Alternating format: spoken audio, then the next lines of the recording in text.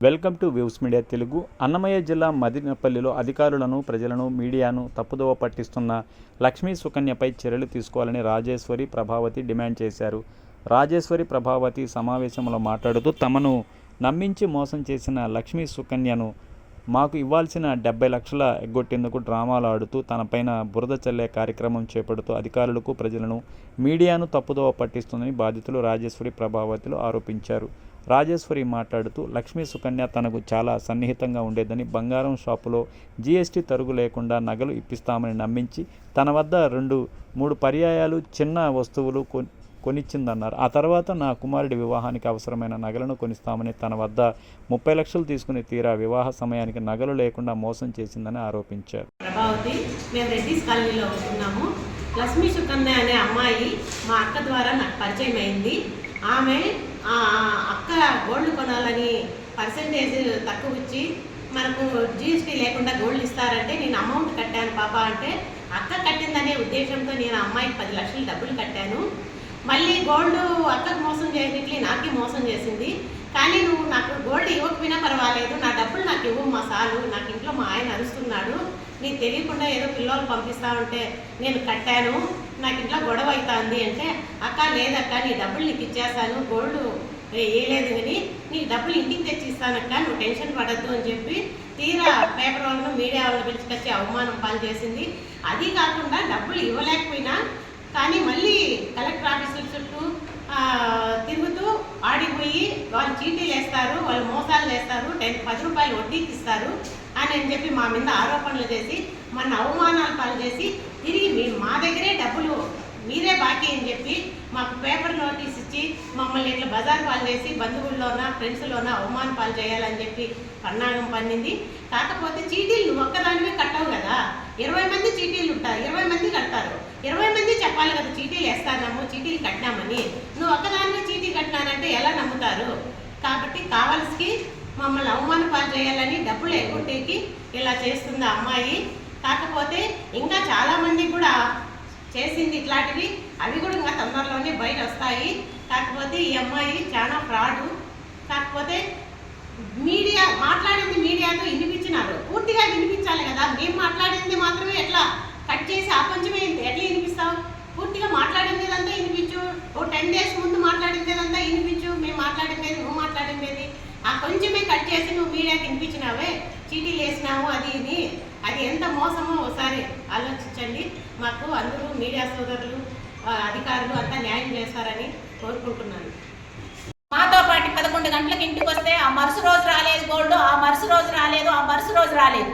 14వ తేదీ కళ్యాణ మండపానికి మేము పోవాలి, 13వ తేదీ ఆ అమ్మాయి పొద్దున్నే 8:30కంతా నీ నగలు ఇంటికి వస్తాయని చెప్పిన అమ్మాయి 9 గంటలకు స్విచ్ ఆఫ్ చేసుకుని తిరుపతికి వెళ్ళిపోయి ఎక్కడ ఉండిందో తెలియదు, స్విచ్ ఆఫ్ చేసుకుని.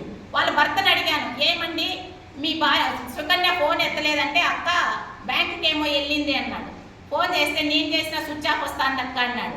ఇట్లా గోల్డ్ అనేది ఎత్తుకొని వస్తాడారని చెప్పారు దేవేంద్ర, ఇంతవరకు రాలేదు, నాకు భయం వేస్తుంది అంటే, లేదక్క పోలీసు వాళ్ళని అడిగినాను, పోలీస్ కంప్లైంట్ ఇస్తే మీరు ఏం చేసినారని నా మీదనే అడుగుతా ఉంటారు, సీసీ కెమెరాలలో చూస్తే తిరుపతికి బస్సు ఎక్కిపోయిందని ఆటో ఆయన చెప్పాడు అని చెప్పి ఆ పిల్లోడు చెప్తే, ఆ పాప ఏమైందని నేను దిగులు పడిపోయి అప్పటికప్పుడు మా ఇంట్లో ఉన్న పాత బంగారు ఎత్తుకొని నా కోడలికి నగలు తెచ్చిన పరిస్థితి ఉంది.